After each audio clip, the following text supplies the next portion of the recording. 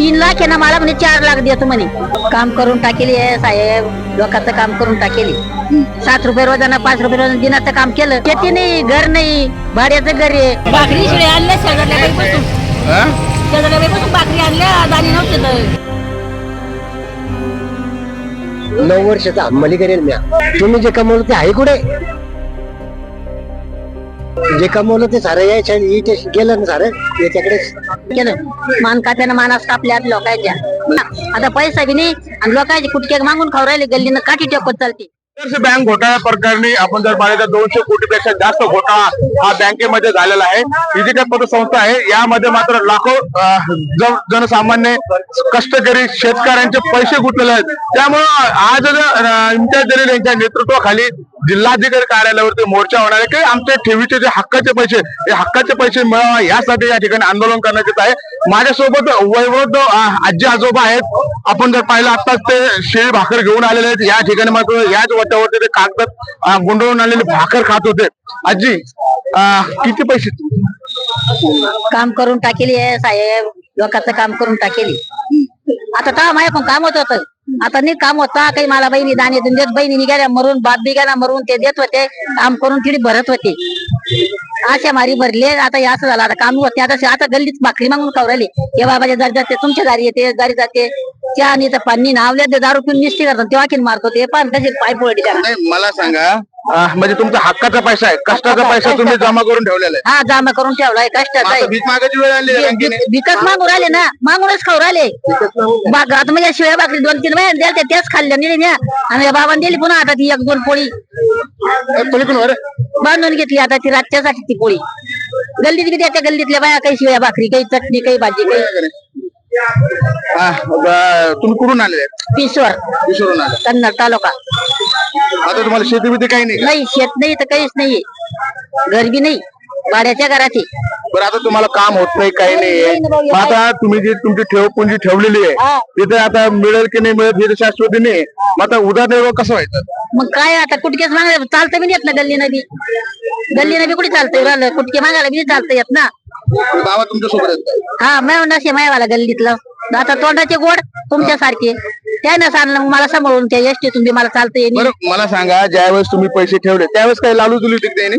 नाही, व्याज जर देऊ मोठं असं काही? हा, याज देतो म्हणे. 3 लाख आहे ना मला म्हणे 4 लाख देतो म्हणे. असं झालं, तुमच्या सारख्याच धरून टाकले मी. म्हणजे तुम्हाला एक प्रकारचं आम्हीच दाखवलं जाईल? हा, तुम्हीच दाखवलं. आम्हीच दाखवलं, लालच दिली? हा, 4 लाख देतो म्हणे. आता टाकली अशा मारी. महाराष्ट्र बँकेत होते, तिडून काढे तिडी नेऊन टाकले महाराष्ट्र बँकेत. बरेचसे लोक आहेत त्याला हीच लालच दिली तुम्हाला आम्ही व्याज दर मोठा देऊ. हा, मोठं याज देऊ. हा, आणि काय मी ऐकून काम होत होतं. काही बाप होता, बाप दाणे दे, बहिणी दाणे दे, आणि कष्ट करतात ते. 7 रुपये रोजानं 5 रुपये रोजानं दिनाचं काम केलं. आता पुढे कष्ट होऊ राहिले. आता हे पाय बी नाही आकडत ना. आता या बाबांना मला सांभाळून आला, मी रडत फिरले असे त्या मला काही समजत बी नाही, इकडे समजत बी नाही काही. सरकारकडे काय मागणी? आता मै पैसे मागणे दुसरं काय. मला मुद्दल द्यावं लागलं यार, तुम्हीच का. तुम्ही तुम्ही जे पैसे ठेवले तेवढे द्या, मला तेवढे द्या. तेवढे म्हणजे गंदूकच राहिलं, दवाखान्यात द्यायला पैसाच नाही ना. घरीच मागते कुटके खाते ना, तर कुटके मागायला कोणत्या दारात जाता निवड आला ना मला. जागीच खाते, जागीच बसते, कोणा दिली घरी आणून. तर कयाची चहा, कयाची भाकर, काय पाता खाते इटेलची तेल. आता या इटेलच पोळ्या खाल्ल्या डोळे लावून. तेव्हा बाबाने चटणी दिली मला आणून, नेली दुसऱ्याने दिल्या. मिरची काढली आणि त्या माणसाने एका बटाट्याची भाजी दिली. माझ्या भाकरीवर मिरच्या पाहिल्या ना, तर त्या माणसाने मला भाजी आणून दिली इडी बटाट्याची. अच्छा, म्हणजे तुम्ही मिरची खात होता, दुसऱ्या माणसाला दया आले म्हणून तुम्हाला ते बटाट्याची? हा, तर बटाट्याची चटणी माझी आई ते नको खाऊ, खाय म्हणे. मिरची खात होती मी. एवढी वाईट परिस्थिती बँकेने? हो ना भाऊ, शेती नाही, घर नाही, भाड्याचं घर आहे. घर बाबाला म्हणतो खोली खाली कर, भाडं दे. अच्छा, घर बी तुमचं नाही? घर बी नाही, मला काहीच नाही. बाबा तुम्ही कुठून आले? किशोरून. बरं, काय परिस्थिती, किती पैसे होते? 480. 4,80,000 होते. पण आता हे तुम्ही जे तुमची ठेवपुंजी होती, आता हे बँकेतच बुडायला जमा झाली. मग ते पैसे जे आहे ते तुम्ही कुठून आले होते, कसे टाकले होते? याचे कामाचे काम करून टाकले होते? काही शेती मला थोडीशी एकर भरची वावर आहे, पण मी नेहमी कामच करतो ना. 9 वर्षाचा हमाली करेल म्या. म्हणजे हमाली कष्ट केलाय तुम्ही, रक्त ओकले? हा, आम्हाला करेल आता असं जर बोलायला लागलं का मग माझ्या डोळ्यात हसू येते ते. बाबा कष्टाचे पैसे आहेत ना. रडू येतं रडू. बरोबर. म्हणून आलं माझ्या डोळ्यात पाणी. मोकंबर राहिले मोठी आता 9 वर्ष गेलं मी 9. डोळ्यातून अश्रू येते बाबा. हा असं नाव काढायचे त्यांनी. मग आपण काय केलं मग आम्हाला केली आणि तिथे नेऊन ठेवलं. तुम्हाला लालच होती का? नाही लालच म्हणजे 13% देत होते, बाकी 8.5 द्यायच्या. हा. हे सरकारी बँका 8.5च देत होते. ते बी आदर्श नागरिक म्हणून देते आता. नाही तर मग अंबानी करायचे शेती मला एक गुंठा कमी 1 एकर. मुलं बाळ काय म्हणते आता? मुलं बाळ ते काही नाही, नोकरीला नाही नाकरीला नाही काहीच नाही. ते टेलर काम करतं, सोनबी टेलर काम करते. एकच मुलगा आहे, 2 मुली आहे. ते टोमने मारते का तुम्हाला? मग टोमने मारते म्हणजे तुम्ही काय काय म्हणत्या पैसा कुठे? अच्छा. तुम्ही जे कमवलं ते आहे कुठे? आणि कुठून खाऊ घालायचं आता कुठून खाऊ घाला तुम्हाला?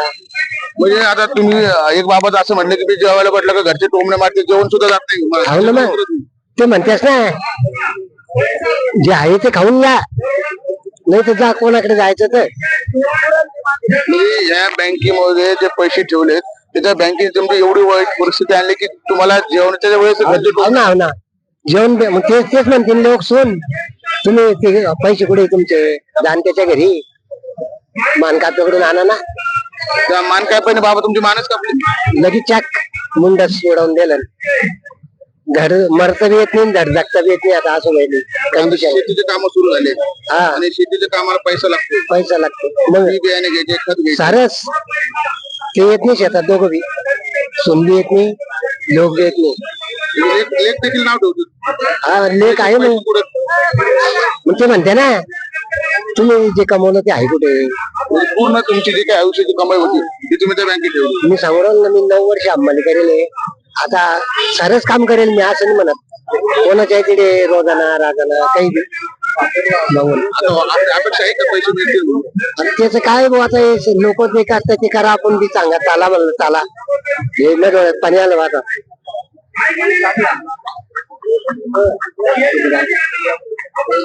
जे कमवलं ते सारं यायच्या गेलं ना सारं याच्याकडेच.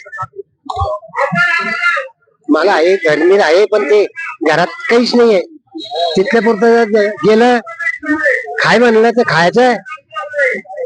म्हणजे हक्काने आपण म्हणू शकत होतो मला हे पाहिजे ते पाहिजे, म्हणजे बोलण्याची हिंमतच होत नाही. होत नाही म्हणजे ते बोलूच देत नाही ना. पैसे त्याला ठाऊके नाही पैसे आहे म्हणून. ते म्हणते आनंद ते पैसे खा आणून नका देऊ आम्हाला. आई काय वाटतं सरकारकडे काय मागणी तुमची? सरकार ही तुमची मागण्या मान्य करेल का? चालू आता काय सांगा, आता करत्या का नाही करत्या सरकार, पण मला तर थोडेफार केले केलं पाहिजे ना. द्या ना, मान्य केलं पाहिजे ना. आता हे मला हे काय तुमची आई मग त्यानं मारलं ना लेखाना बी आणि चालतच नाही राहिलं. त्याला लच्च्या सुया दिल्या ना भाऊ. काय तर म्हणे याची गरज देणार नाही, हे करणार नाही. त्याला लच्च्या सुया असे कुठे गेले 5 रुपये रोजाना एक दिवस घरी राहत नव्हते. 5 रुपये रोजाना घेणार जाई बी जाई आम्ही बी जाई. 5 रुपये रोजाना काम केलं, एक दिवस घरी राहीन किडी नेऊन चोराचे हात भरून गेली भाऊ म्या की आपल्याला थकल्या बंगल्याला काम येतील पैसे. तर थकल्या बंगल्याला त्यानं असं केलं, मान काप्यानं मानास कापल्या लोकांच्या. म्हणजे तुम्ही 5-5 रुपये जमा करून ते बँकेत भरले आणि ते पूर्ण आयुष्याची पुंजीच काय? महाराष्ट्र बँकेत भरले आधी आणि मग त्या या ना याची लालच दाखवले ना, मग महाराष्ट्र बँकेतून काढले आणि त्या बँकेतून भरले. असे थोडे थोडे थोडे एक कट्टीस नाही, थोडे थोडे महाराष्ट्र बँकेत भरले. मग तिथे असे एकाचे 2 एका झाले. मी लगेच जमान्याचं कामच केलं, पण आता हे 2 वर्षात घरी बसले कामच निवत ना. आता पैसा बी नाही आणि लोकांचे कुटके मागून खाऊ राहिले. गल्लीनं काठी टेकत चालते. आता काठी नाही. या बाबाला म्हणलं मला सांभाळून देऊ झाला. ते इतकं तितकं चालले, मला उभं राहा इतकं तितकं चालेल उभं राहायचे. मला रिक्षाने चालला, जवळ पैसा बी नाही रिक्षाने चालायला.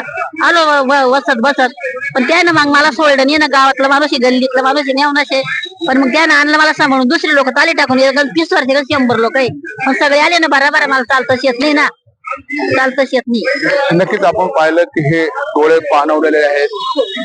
आपण आजीची परिस्थिती देखील पाहिलेली आहे. अत्यंत बिकट परिस्थिती या जे काही सर्वसामान्य नागरिक आहेत त्या ठिकाणी आपल्याला पाहायला मिळालं. अतिशय हलाखीचे जीवन जगणाऱ्या लोकांचे पैसे या आदर्श बँकेमध्ये ठेवले होते. मात्र 202 कोटीपेक्षा जास्त घोटाळा या बँकेमध्ये झालेला आहे आणि या सर्वसामान्याच्या कष्ट करायच्या पैशावरती मात्र त्या बँकेने डल्ला मारल्यामुळे आज देखील उपासमारीची वेळ या आजीवरती आली ते आपल्याला पाहायला मिळते. त्यांच्या डोळ्यातून देखील अश्रूच्या भावना निघत आहेत. बाबाच्या डोळ्यातून देखील अश्रू असल्याचं आपल्याला पाहायला मिळते. हे अश्रूचा बाण सरकारपर्यंत पोहोचणार आहे का? सरकार या अश्रूची दखल घेणार आहे का? आणि त्यांनी जे आयुष्याची ठेवी पुंजी ठेवलेली हे पैसे त्याला परत मिळतील का? याच आशापोटी या ठिकाणी या आंदोलनामध्ये सहभागी झाल्याचे आपल्याला पाहायला मिळते. मात्र हे पैसे त्याला मिळतील का हे देखील पाहणं तेवढंच महत्वाचं ठरणार आहे. संजय आहेर, एल एस मराठी, छत्रपती संभाजीनगर.